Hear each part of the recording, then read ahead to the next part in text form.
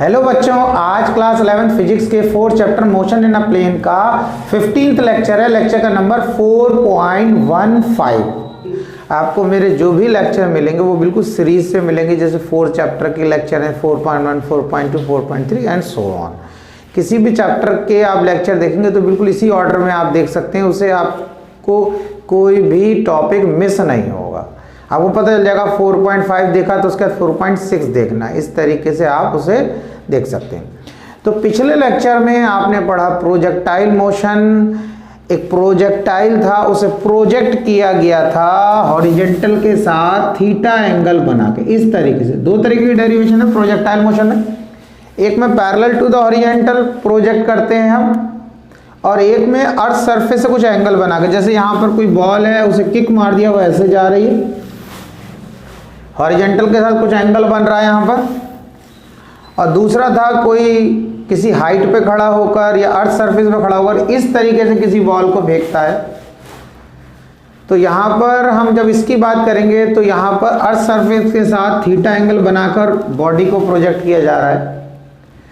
तो इसमें पिछले लेक्चर में आपने डेरिवेशन किया था इसका, ये प्रूव किया था कि प्रोजेक्टाइल का पाथ जो होता है पैराबोलिक नेचर का होता है। आज हमें क्या करना है, उससे रिलेटेड कुछ डेरिवेशंस और करने हैं, जैसे time of the flight, horizontal range, इस तरीके के हमें छोटे छोटे फॉर्मूले ड्राइव करने हैं जिस पर न्यूमेरिकल्स पूछे जाते हैं। कॉम्पिटिटिव एग्जाम में भी पूछे जाते हैं और आपके 11th क्लास में भी पूछे जाएंगे। तो एक चीज कंडीशन तो आपको समझ में आ रहा होगा कि एक ऑब्जेक्ट को हम कुछ थीटा एंगल बनाकर प्रोजेक्ट कर रहे हैं। जैसे यहाँ पर कोई बॉल है, किसी ने उस बॉल को किक मार दिया, बॉल इस तरीके से जा रही। तो सबसे पहला हम निकालेंगे टाइम ऑफ द फ्लाइट, यानी कि टाइम ऑफ द फ्लाइट में ये निकालेंगे हम मैक्सिमम हाइट पर जब वो प्रोजेक्टाइल पहुंचेगा तब टाइम कितना लगेगा। यानी कि इस पॉइंट, यानी कि इसको हम O पॉइंट ले रहे हैं, पॉइंट ऑफ प्रोजेक्शन है। यहां से अगर हम इस पॉइंट की बात करें, ये मैक्सिमम हाइट हो गई, तो इस पॉइंट पर पहुंचने में कितना टाइम लगेगा, यानी कि O से लेकर इस पॉइंट तक पहुंचने में जितना टाइम O से लेकर इस P पॉइंट तक पहुंचने में लगेगा बच्चों, उतना ही टाइम इस P पॉइंट से इस पॉइंट तक, यानी कि इसको मैं F लिख देता हूं, इस पॉइंट तक पहुंचने में लगेगा। फिर समझेंगे, जितना पॉइंट O से P तक लगेगा उतना ही P से F तक लगेगा, ये फिक्स्ड है। अब उससे पहले एक पॉइंट समझें, यहां पर हमने ये कंडीशन लगाया कि एक प्रोजेक्टाइल है जिसको हम कुछ एंगल बनाकर प्रोजेक्ट कर रहे हैं। प्रोजेक्टाइल है, कुछ एंगल बनाकर हम प्रोजेक्ट कर रहे हैं इस तरीके से। अब क्या होता है, इस हाईएस्ट पॉइंट की बात नहीं कर रहे हैं हम, हाईएस्ट पॉइंट से यानी कि P पॉइंट और O पॉइंट के बीच में किसी पॉइंट की बात कर रहे हैं। तो मान लिया हमने यहां पर पॉइंट ले लिया। अब इस पॉइंट पर जो वेलोसिटी है उसका डायरेक्शन कैसे निकालेंगे, इस तरीके से। मैंने आपको एक पॉइंट बताया था कि अगर कोई ऑब्जेक्ट कर्व पाथ फॉलो करता है या पैराबोलिक पाथ फॉलो करता है किसी भी पॉइंट पर, यानी कर्व पाथ फॉलो कर रहा है या पैराबोलिक पाथ फॉलो कर रहा है या सर्कुलर पाथ फॉलो कर रहा है, उस कंडीशन में किसी भी पॉइंट पर उसकी वेलोसिटी का डायरेक्शन निकालने के लिए आप एक टेंजेंट ड्रॉ करो। वो टेंजेंट उस पॉइंट पर वेलोसिटी का डायरेक्शन बताएगी। जैसे इस पॉइंट पर हमें वेलोसिटी का डायरेक्शन निकालना है तो ये हमने टेंजेंट बना दिया, ये तो एंगल थीटा है ही। इस पॉइंट में वेलोसिटी का डायरेक्शन नहीं होगा, हमने इसे रिजॉल्व कर लिया, दो पार्ट में तोड़ दिया, तो एक कंपोनेंट ये बना और ये कंपोनेंट बना ये। यहां पर हमने लिख दिया थीटा, यहां पर हमने लिख दिया थीटा। तो अब आप ये समझें यहां पर इस बात को कि अगर हमने इसको यहां पर थीटा लिख दिया तो हम इस कंपोनेंट को क्या लिखेंगे, इसको लिखेंगे V cos थीटा, और इसको क्या लिखेंगे V sin थीटा। ये क्या कहलाएगा, हॉरिजॉन्टल कंपोनेंट, ये क्या कहलाएगा, वर्टिकल कंपोनेंट। ऐसे ही हम इससे आगे पॉइंट ले लें तो वहां भी इस तरीके से बना सकते हैं, इस तरीके से। फिर यहां बनाया, इसके दो कंपोनेंट, एक ये कंपोनेंट और एक इस तरह, हॉरिजॉन्टल और वर्टिकल। इस P पॉइंट को छोड़ दें, आगे की बात करें तो हम इस तरीके से बनाएंगे, ये V बना लिया, एक बनाएंगे हॉरिजॉन्टल कंपोनेंट ये Vx, और एक बनाएंगे ये वर्टिकल कंपोनेंट, ये वर्टिकल कहलाएगा। ठीक है, अगर मैं यहाँ पर इसको थीटा लिख देता हूं तो इसको लिख दूंगा, इसको क्या लिखूंगा, Vx को क्या लिखूंगा, V cos थीटा, और Vy को क्या लिखूंगा, V sin थीटा। इतना समझ में आया? ठीक। अब इसमें जो पॉइंट आपको समझना है वो ये है कि ये जो वर्टिकल कंपोनेंट है, ये जो V sin थीटा या Vy जिसे बोल रहे हैं, इसकी वैल्यू चेंज होती रहती है, इसकी वैल्यू कांस्टेंट नहीं रहती है। यानी कि ये जो V sin थीटा है ये आपका वेरिएबल हो गया, और ये जो V cos थीटा है, V cos थीटा, ये आपका कैसा रहेगा, कांस्टेंट। आपको ये चीज याद रखना है। ये क्यों कांस्टेंट रहता है, मैं ये अभी डेरिवेशन करा रहा हूं, इसके इस लेक्चर के लास्ट में आपको बताऊंगा कि ये कांस्टेंट क्यों रहता है, तो आपको तभी समझ में आ जाएगा। और अभी आपको ये याद रखना है कि V cos थीटा यानी कि horizontal component through out the motion, यानी कि यहां से लेकर ये ऑब्जेक्ट जाएगा यहां तक, जब अर्थ सरफेस से टकराएगा, पूरी जर्नी में ये कांस्टेंट रहने वाला है। और V sin थीटा जो है पूरी जर्नी में, या हम उसे U cos sin थीटा भी लिख सकते हैं, तो वो पूरी जर्नी में चेंज होता रहेगा। इतना समझ में आया? चेंज में क्या होगा, कम होता रहेगा और बढ़ेगा भी। अब उसको समझ लो, कहां पर बढ़ेगा कहां पर कम हो जाएगा, मैं उसको पूरा बताता हूं, एक एक पॉइंट बताऊंगा आपको, बिल्कुल टेंशन लेने की जरूरत नहीं। मैंने क्या किया, ऐसा डायग्राम फिर से बनाया, यहाँ पर ये हमने ले लिया O पॉइंट, ये ले लिया P पॉइंट, और ये ले लिया हमने F पॉइंट। O से लेकर P तक जो वर्टिकल कंपोनेंट है, यानी कि हम उसे लिखते हैं V sin थीटा, ये हमारा वर्टिकल कंपोनेंट, ये क्या होगा, डिक्रीज होगा। यानी कि O से लेकर ये वर्टिकल कंपोनेंट कम होना शुरू होगा। और इस पॉइंट पर समझ लेना, जब P पॉइंट पर पहुंचेगा तो ये Vy हमारा कितना हो जाएगा, 0। पॉइंट ध्यान रखना है, ये V sin theta vertical component यहां से चल रहे हैं, कम होता जा रहा, इस पॉइंट पर आकर वर्टिकल कंपोनेंट 0 हो जाएगा। और इसके बाद अगर बात करें तो फिर वर्टिकल कंपोनेंट बढ़ना शुरू होगा, बढ़ना। यहां पर कि जब हम बात करेंगे वर्टिकल कंपोनेंट की, तो यहां पर वर्टिकल कंपोनेंट क्या हो जाएगा, हमारा मैक्सिमम हो जाएगा। यहां पर मैक्सिमम, यहां से चले कम होते यहाँ 0, फिर बढ़ना शुरू हुआ, फिर यहाँ मैक्सिमम हो गया। लेकिन जो हॉरिजॉन्टल कंपोनेंट है वो यहां से चले, यहां से यहां तक, यहां से यहाँ, हर जगह सेम रहेगा, through out the motion constant रहता है। मैंने जैसे बताया, अभी लास्ट में इस पर डिस्कस करेंगे। तो इस पॉइंट पर वर्टिकल कंपोनेंट तो है नहीं, तो मैं इसको हटा ही देता हूं। वही P पॉइंट पर वर्टिकल कंपोनेंट की वैल्यू 0 हुई तो वो तो हट गया, तो P पॉइंट पर क्या रहेगा हमारा, सिर्फ हॉरिजॉन्टल कंपोनेंट, यानी कि V cos थीटा, ये कंपोनेंट रहेगा। हाईएस्ट पॉइंट पर सिर्फ हॉरिजॉन्टल कंपोनेंट होगा V cos थीटा। अब आपसे 1 मार्क्स में क्वेश्चन पूछा जाता है कि जब कोई ऑब्जेक्ट को हम कुछ थीटा एंगल बना के प्रोजेक्ट करते हैं और वो हाईएस्ट पॉइंट पर पहुंचता है, उस कंडीशन में, हाईएस्ट पॉइंट पे जब वो होता है, उस कंडीशन में, उस पोजीशन पर वेलोसिटी और एक्सेलरेशन ड्यू टू ग्रेविटी के बीच में कितना एंगल बनता है। तो देखो, वेलोसिटी का डायरेक्शन तो ये है, और एक्सेलरेशन ड्यू टू ग्रेविटी का डायरेक्शन किधर है, नीचे की तरफ। तो हाईएस्ट पॉइंट पर इस जो वेलोसिटी है और एक्सेलरेशन ड्यू टू ग्रेविटी, इन दोनों के बीच में एंगल कितना बन रहा है, 90 डिग्री। तो ये आप ध्यान रखना, ये आपसे क्वेश्चन पूछा जा सकता है।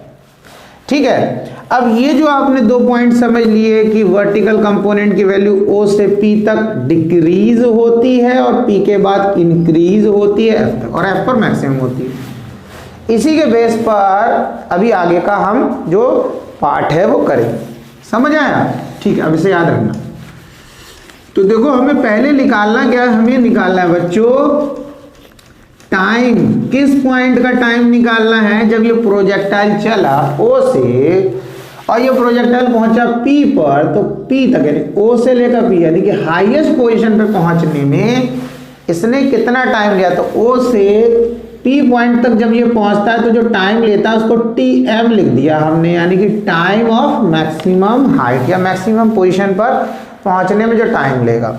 अब इसमें देखो एक ट्रिक समझना है आपको, जब हमें टाइम निकालना है तो वर्टिकल के लॉन्ग कंडीशन लगानी है, यही चीज बहुत इंपॉर्टेंट है। जैसे हम बोलते हैं हॉरिजॉन्टल के लॉन्ग कंडीशन लगानी है, वर्टिकल के लॉन्ग कंडीशन, अगर ये चीज समझ में नहीं आएगी तो फिर आपको रटना पड़ेगा वो, ठीक है, रट्टा मारना पड़ेगा, रट्टा मारने वाला याद रहता नहीं। देखो टाइम की बात कर रहे हैं कि जब O से लेकर P पर पहुंचता है तो अर्थ सरफेस को प्रोजेक्टाइल छोड़ देता है, वो O से चला तो हवा में तो चल रहा है यहाँ से P पर, तो जब वो हवा में चल रहा है ना अर्थ सरफेस को छोड़ दिया, तभी तो उसका time of the flight start हुआ एक तरीके से। तो O से लेकर P तक का जब आपको टाइम निकालना है तो आपको वर्टिकल के लॉन्ग कंडीशन लगाना है। किसके लॉन्ग लगाना है? वर्टिकल के लॉन्ग, ये ध्यान रखना है। तो अब हमने इक्वेशन क्या लगाया यहाँ पर, v equals to u plus a t, ये हमारी क्या है? जर्नल इक्वेशन है। आपको पता फर्स्ट इक्वेशन ऑफ मोशन है। अच्छा, इस पॉइंट पर जो ऑब्जेक्ट था तो उसे हमने किस वेलोसिटी से प्रोजेक्ट किया समझना। यहाँ पर हमने बना दिया इस तरीके से, ये हमने माना कि इसको हमने u वेलोसिटी इस तरीके से दिया, u वेलोसिटी आपने डेरिवेशन में देखा, बिल्कुल वैसे ही कर रहे हैं, ऐसा कोई ऐसा नहीं कि कुछ अलग स्पेशल। अब इस u को हमने रिजॉल्व कर दिया तो हॉरिजॉन्टल के लॉन्ग वेलोसिटी कितनी लिखा था हमने? u cos थीटा, जिसके साथ थीटा लेते हैं उस एक्सिस को क्या लिखते हैं? cos theta. और इधर पे क्या लिखेंगे? ये मैंने पिछले लेक्चर में बिल्कुल प्रॉपर बताया, आप उसमें देख सकते हैं। ये हो गया हमारा u y, तो क्या हो जाएगा? u sin theta. तो आप एक चीज तो ये याद रखें कि हॉरिजॉन्टल के लॉन्ग कितनी वेलोसिटी है? u cos थीटा, वर्टिकल के लॉन्ग कितनी? u sin theta. अब जैसा कि मैंने बताया आपको O पॉइंट से चलकर P पॉइंट पे पहुंचेगा, टाइम निकालना है, वर्टिकल के लॉन्ग कंडीशन लगाना है। तो इस पॉइंट पर वर्टिकल के लॉन्ग कितनी वेलोसिटी होगी? वर्टिकल के लॉन्ग, तभी क्या बताया इस पॉइंट पे वर्टिकल के लॉन्ग वेलोसिटी तो 0 होगी। तो हाईएस्ट पॉइंट पर वर्टिकल के लॉन्ग वेलोसिटी, तो इस v की जगह पर क्या आ जाएगा? 0, क्योंकि हमें वर्टिकल के लॉन्ग कंडीशन लगाना है। अब ये इनिशियल पॉइंट है, ये हमारा भी फाइनल पॉइंट है। इस पॉइंट पर वर्टिकल के लॉन्ग कितनी वेलोसिटी है? u sin theta. तो हमने क्या लिखा? u sin theta. कितने समझ आया? फिर क्या करना है हमें, जब हम वर्टिकल के लॉन्ग कंडीशन लगा रहे हैं तो a के प्लेस पर क्या लिखेंगे? g, और वो भी माइनस का, माइनस g, क्योंकि नीचे से ऊपर जा रहा है ना। तो जब कोई ऑब्जेक्ट नीचे से ऊपर जाता है तो g कैसा लेते हैं? नेगेटिव, क्योंकि ऑब्जेक्ट की वेलोसिटी कम हो रही होती है। ऊपर से नीचे आ रहा है तो g कैसे लेते हैं? पॉजिटिव, क्योंकि उसकी वेलोसिटी बढ़ रही होती है। पॉजिटिव एक्सेलरेशन, नेगेटिव एक्सेलरेशन समझ आ रहा होगा। और t के प्लेस पर हमने लिख दिया tm, यानी कि यहां से लेकर O से लेकर P पॉइंट तक पहुंचने का टाइम।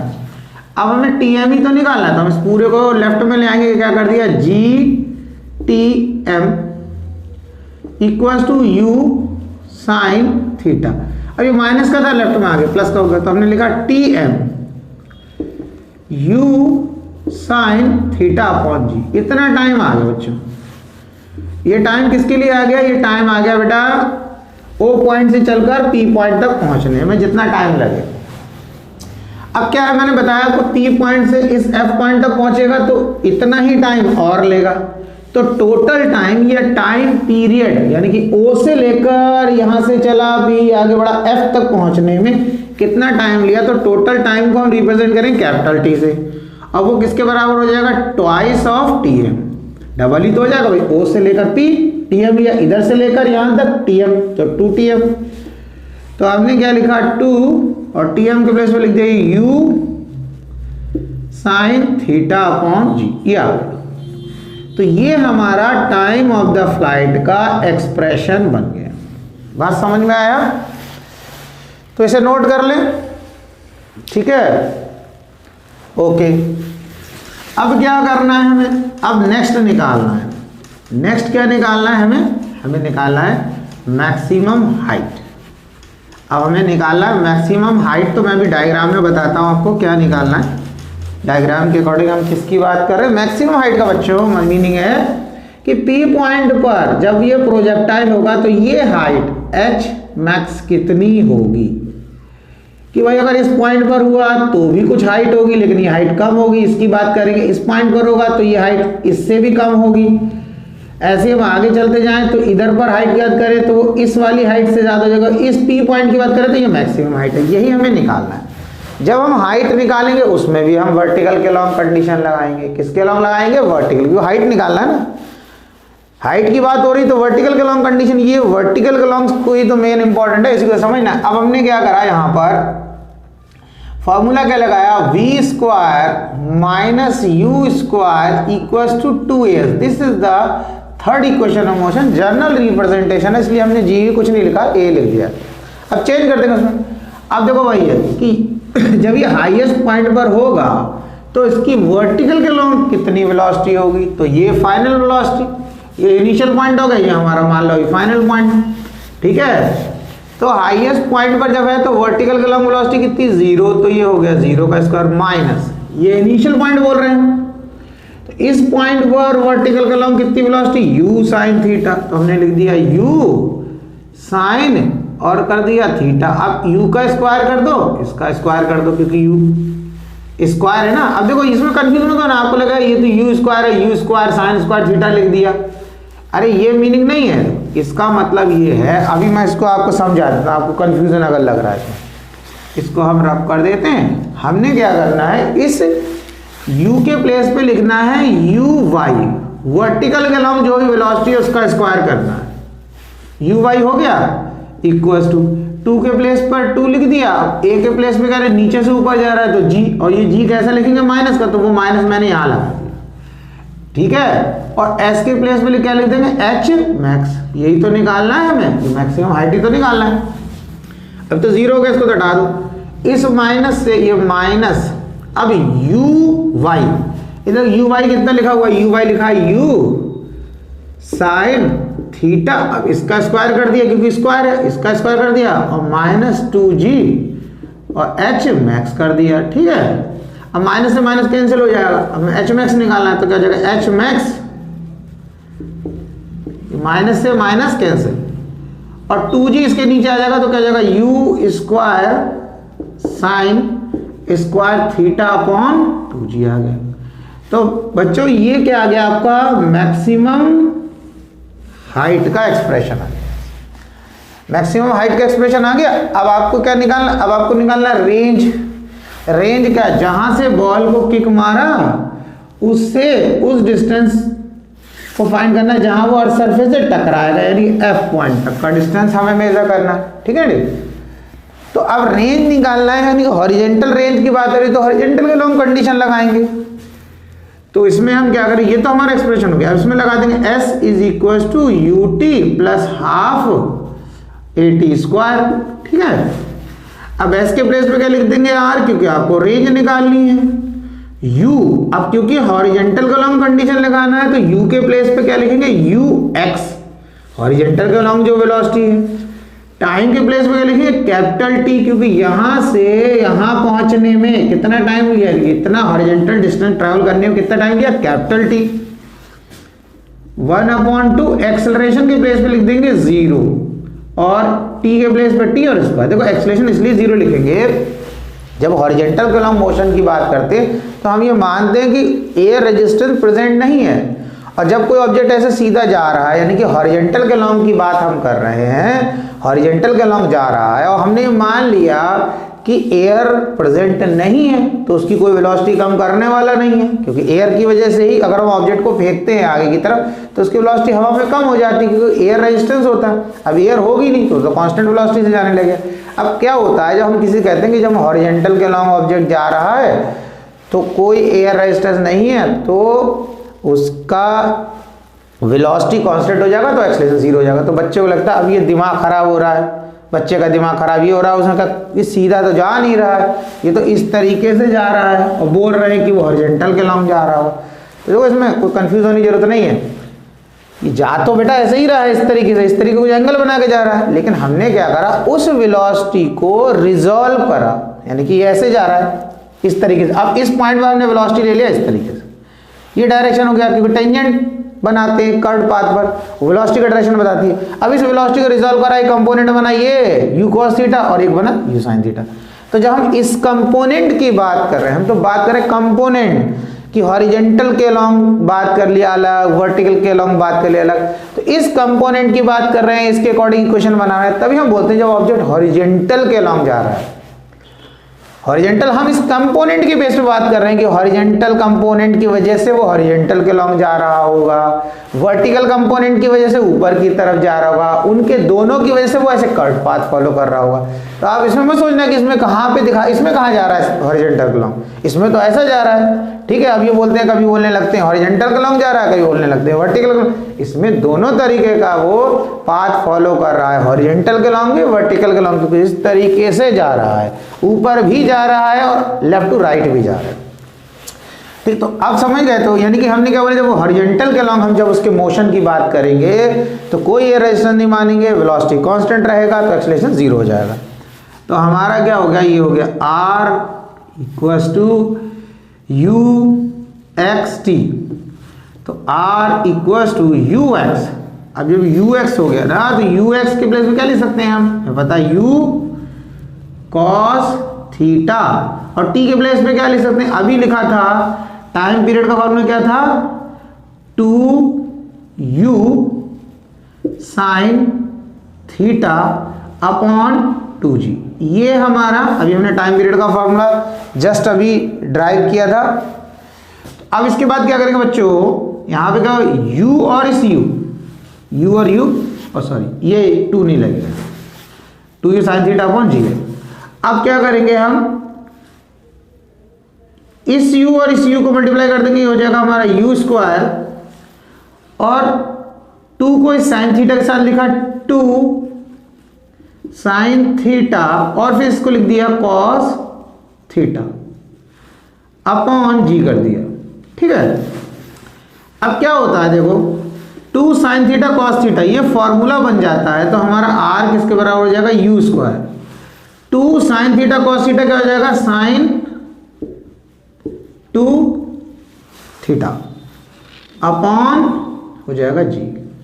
तो ये आपका रेंज का फॉर्मूला ड्राइव हो गया। ये आपका किसका हो गया, ये आपका रेंज का फॉर्मूला, यानी कि आप जो ऑब्जेक्ट को इनिशियल वेलोसिटी दिया वो u के प्लेस में पुट करोगे।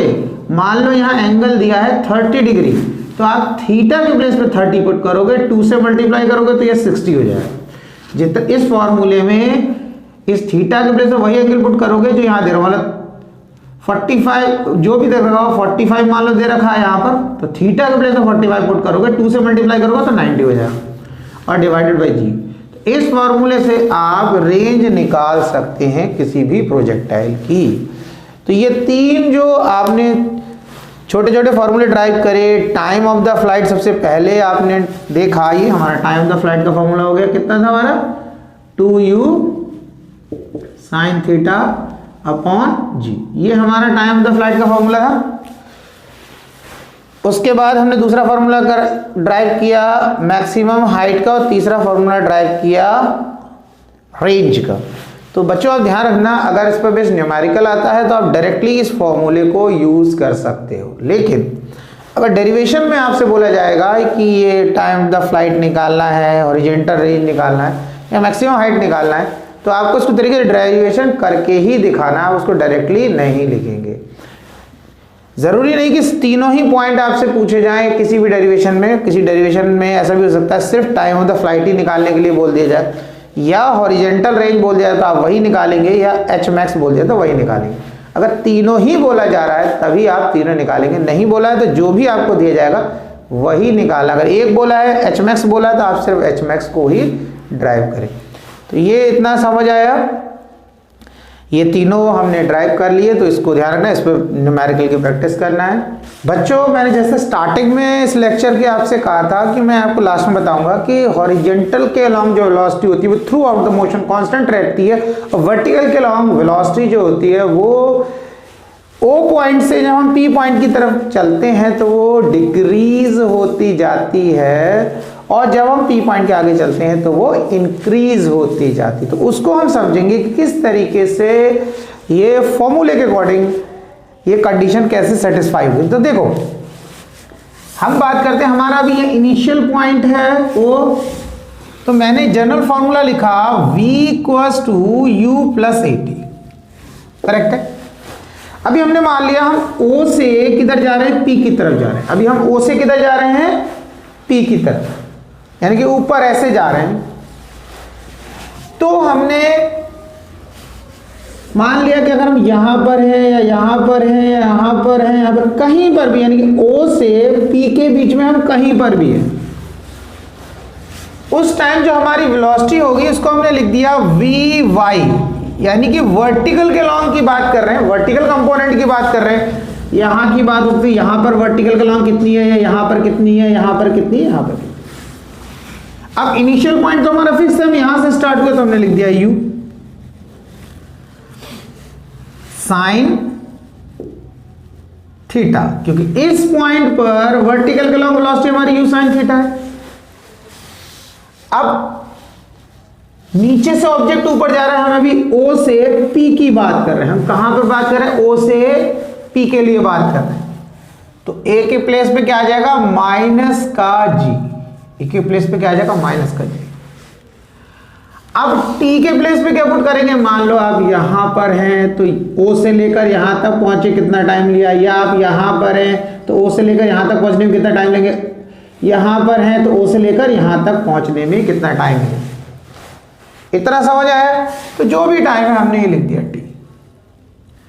तो अब आप ये देख सकते हैं कि जैसे जैसे ये T बढ़ेगा इस प्रोडक्ट की वैल्यू बढ़ती जाएगी, और जब ये बढ़ती जाएगी और u साइन थीटा में से माइनस होगी तो इस Vy की वैल्यू कम होती जाएगी। फॉर एग्जांपल मैं मानता हूं इसको सॉल्व करके आ गया 10, u साइन थीटा को वैल्यू पुट करके आ गया 10, और इस G और T का जो इसको 10 से थोड़ा ज्यादा मान लेते हैं, हम मान लिया हमारा आ गया 50, और G की वैल्यू हमने 10 मान लिया और टाइम को मान लिया 2 सेकेंड, तो ये आ गया 2। तो हमारा हो गया 50 माइनस 10 इंटू 2 कितना हो गया 20, तो ये हमारा आ गया 30। अब हम एक केस और मान लेते हैं, इसकी वैल्यू तो यही है 50, अब टाइम और बढ़ गया तो G की वैल्यू 10 रहेगी, मान लो T की प्लेस पे लिख दिया 3 सेकेंड, तो कितना हो गया 50 माइनस 30, अब और कम हो गया 20। तो आप ये देख रहे हो जैसे जैसे T बढ़ता जाएगा Vy की वैल्यू डिक्रीज होती जाएगी, T बढ़ता जाएगा Vy की वैल्यू डिक्रीज होती जाएगी। तो जो वर्टिकल कंपोनेंट होता है उसकी वैल्यू फिक्स नहीं रहती है, वो डिक्रीज होती जाती है। जैसे ऑब्जेक्ट नीचे से ऊपर जाता है वो डिक्रीज होती है, और ऊपर से नीचे आता है तो वो इंक्रीज होती है, यानी कि P से आगे चलेगा F की तरफ तो वो इंक्रीज होना स्टार्ट हो जाएगी। अब हम बात करते हैं हॉरिजेंटल कंपोनेंट। हॉरिजेंटल कंपोनेंट, अब हम यही इक्वेशन हमारी यही रहेगी। हमने हॉरिजेंटल कंपोनेंट के लिए क्या किया, मान लिया ऑब्जेक्ट इस पॉइंट पर है, किसी भी पॉइंट मान लो O से चल रहे हैं, यहां पर यहां पर यहां पर यहां पर, उस पॉइंट पर हॉरिजेंटल के लॉन्ग वेलोसिटी कितनी होगी Vx, और इस पॉइंट पर ये इनिशियल पॉइंट मान रहे हैं, इस पॉइंट पर हॉरिजेंटल के लॉन्ग वेलोसिटी कितनी है u cos थीटा। अब हॉरिजेंटल के लॉ हम क्या बोलते हैं कि कोई एयर रेजिस्टेंस नहीं है, वेलोसिटी कांस्टेंट, तो एक्सेलरेशन 0, तो A के प्लेस में लिख दिया 0। अब किसी भी पॉइंट पर मान लो, अब यहां मान लो, यहां मान लो, यहां मान लो, यहां मान लो, टाइम पुट कर दो उस पॉइंट का T, तो 0 हो गया, तो Vx कितना आ गया u cos थीटा। तो आप देख रहे हो ये जो हॉरिजेंटल के अलोंग वेलोसिटी है वो इस टाइम पे डिपेंड ही नहीं कर रही, किसी भी पॉइंट की निकालेंगे हर पॉइंट की वेलोसिटी कांस्टेंट ही आएगी, यानी कि u cos थीटा ही आएगी। इसलिए हम बोलते हैं हॉरिजेंटल के लॉन्ग वेलोसिटी रहती कांस्टेंट, और वर्टिकल के लॉन्ग वेलोसिटी O से P तक डिक्रीज होती है और P पॉइंट पे 0 हो जाती है वर्टिकल के लॉन्ग, और P से जब आगे चलेंगे तो ऑब्जेक्ट कैसे नीचे जाने लगेगा, तो उसकी वेलोसिटी फिर इंक्रीज होना स्टार्ट हो जाएगी, और F पॉइंट पे जब अर्थ सरफेस से टकराएगा तब वर्टिकल के लॉन्ग मैक्सिमम वेलोसिटी। इतना समझ आया? ओके, बिल्कुल घबराना नहीं है, बिल्कुल टेंशन नहीं लेना है। अगर आप स्ट्रेस में आकर पढ़ेंगे तो आपकी पढ़ाई अच्छे से नहीं होगी, टेंशन नहीं लेना है, ठीक है। बी ब्रेव, बहादुर बनना है, पढ़ना है यार, पढ़ाई है, कोई डरना क्या बात का, ठीक है। जब 10th में अच्छा किया, 10th में अच्छे नंबर आ गए तो 11th में भी अच्छे नंबर आएंगे और आगे भी अच्छे नंबर आएंगे, लेकिन क्या करना है, लगे रहना है, डटे रहना है अपनी पोजीशन से, हटना नहीं है वहाँ से। कोई भी चीज़ कर रहे हैं तो कैसे नहीं होगी हमसे, ये फील रखना है। बिल्कुल होगी और हर हालत में होगी। बिल्कुल पॉजिटिव एटीट्यूड रखना है। कोई भी प्रॉब्लम होती है आप मुझे कमेंट बॉक्स में कमेंट करके बताएं, मैं उसका आंसर आपको किसी नेक्स्ट वीडियो या किसी नेक्स्ट लेक्चर में दे दूंगा। कोई अगर आपको ज़्यादा प्रॉब्लम है, ज़्यादा कुछ क्वेश्चन, ज़्यादा डाउट है तो वो भी आप बता सकते हैं, मैं इसके लिए एक सेपरेट लेक्चर भी बना दूंगा। तो कोशिश करते रहें, कोशिश करने वालों की हार नहीं होती, मेहनत कभी बेकार नहीं होती। पढ़ते रहें, आगे बढ़ते रहें।